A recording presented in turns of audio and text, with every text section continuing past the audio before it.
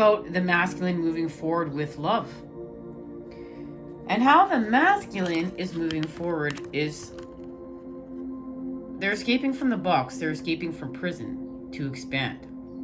And we know we all have masculine and feminine within us. And because we're multidimensional,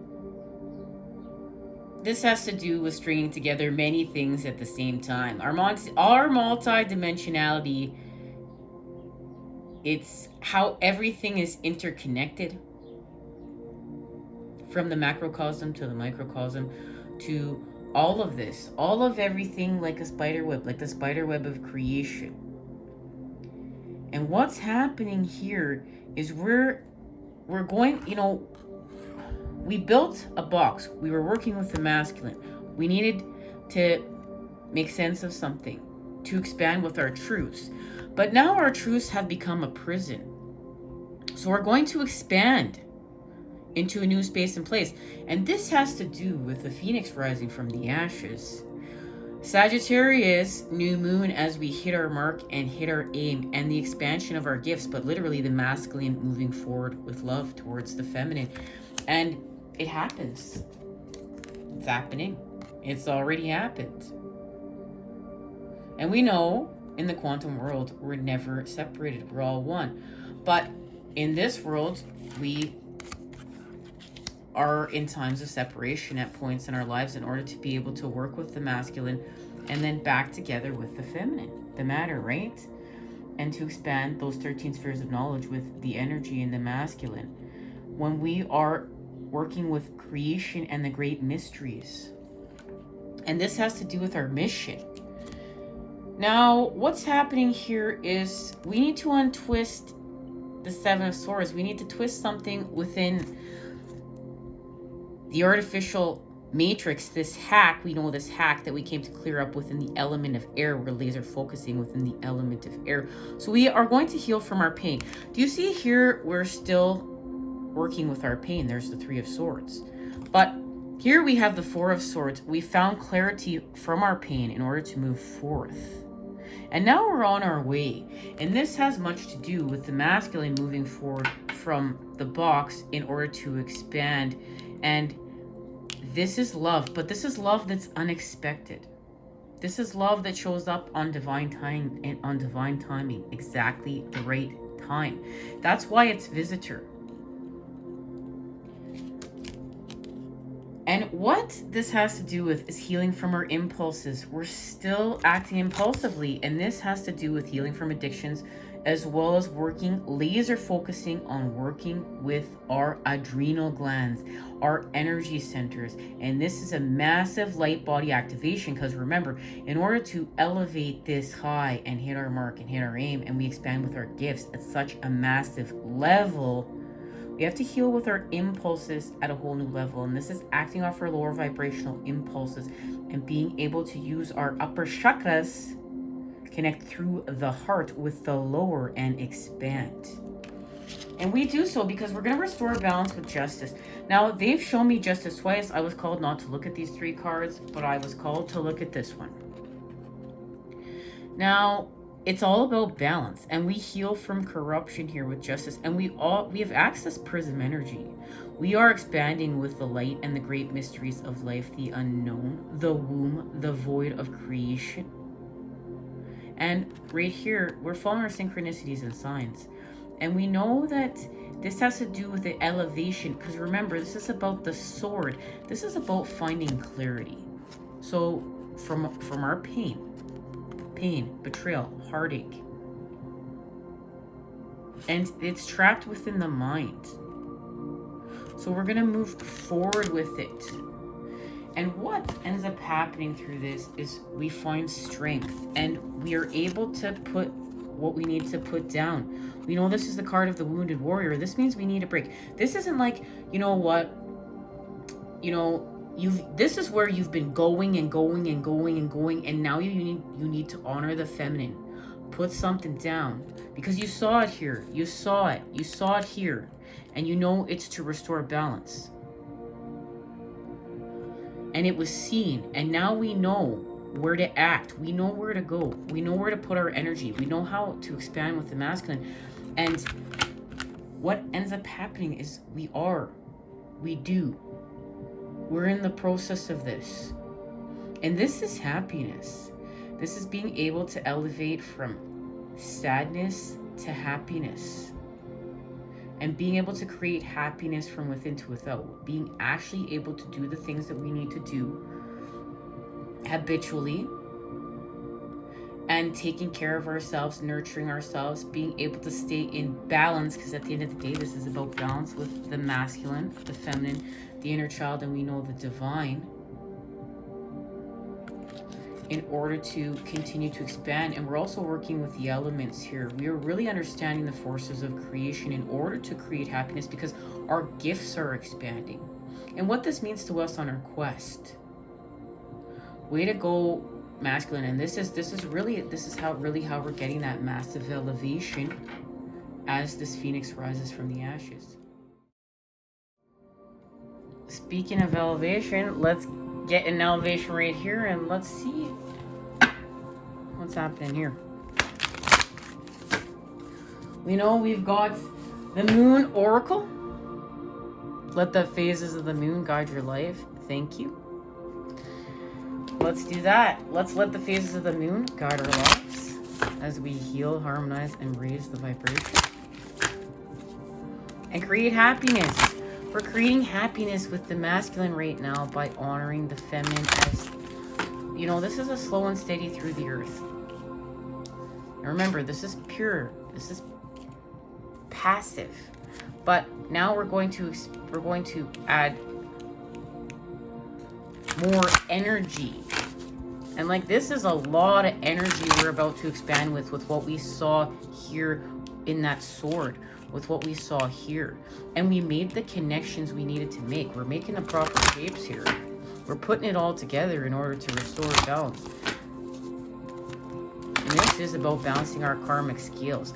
Understanding how things really work here when you exit the matrix. Like, you exit the matrix and you start, you know, healing from the programs, and you really realize what real life is, and you start working with the forces of creation to expand. And we know we put that patterning in for the rest of the collective to feed from in order to do the same. Okay. Our new moon in Sagittarius, there it is. So there it is. We do honor the feminine. We honor the feminine, and look at what happens with our love. So we have an unexpected visitor, right? Because remember, the masculine is going to expand from the box and free themselves from prison. We're going to get to a new layer of truth. So we're going to go back and honor the feminine in the void of creation. And then love shows up and love expands, as you can see here, and the feminine being honored. And here is the feminine being honored. This is what's being activated right now. A pale woman, her face calm and beautiful. Her arms crossed, sleeps naked with the moon crystal at her breast. The pale green tresses of her hair flow like winding rivers. Drops of waterfall, she is the moon in sleep. So there was a message. I couldn't almost find these cards in order to be here today. And if you've joined in the channel, you know that when we have a new moon or a full moon, these cards are where we're called to go to. And then I got a message of something is being hidden, but it shall be illuminated in divine timing, just in the perfect time. This is just in the perfect time, and it has to do with this love expanding here because we're honoring this, and it has to do with the masculine moving forward from prison and expanding to this space and place here with bouquet. Now, this is from Pisces to Aries, ruled by the moon and Pluto. And the moon and Pluto in combination in Pisces symbolize the Persephone myth. Abducted by Hades, she was forced to remain in the underworld for part of every year. indicating that intense emotional power is currently dormant. Held prisoner, there it is. Held prisoner and waiting for the appropriate time to achieve full expression. The moon in this mansion signifies a time of quiet and stillness before summoning up a new energy to tackle life. This is a time of premonition and clairvoyance. Everything that we just discussed, right? When we started off, when we were, in channeling, before we received our messages. So this is saying what's going to happen here is we're going to expand from prison, and we're going to expand our gifts, our premonitions and clairvoyance as we elevate.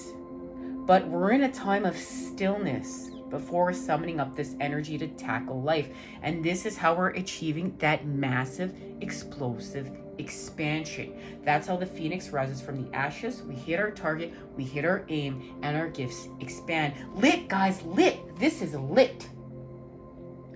Drawing this card, you cannot deal with whatever is about to happen until the time of resting is complete. Key piece of information. Nevertheless, your ability to visualize the future will play a key part later, resulting in the successful outcome of the matter. See, there it is. Success of expansion of love. With the matter, the feminine, and the energy, the masculine. But we know we have created happiness. We've honored the inner child. We have honored the divine. And this key phrase here is premonition and suspicion. This also means something. We're going to find out what that is right now. Shaman's Dream Oracle. Let's go. Let's get it.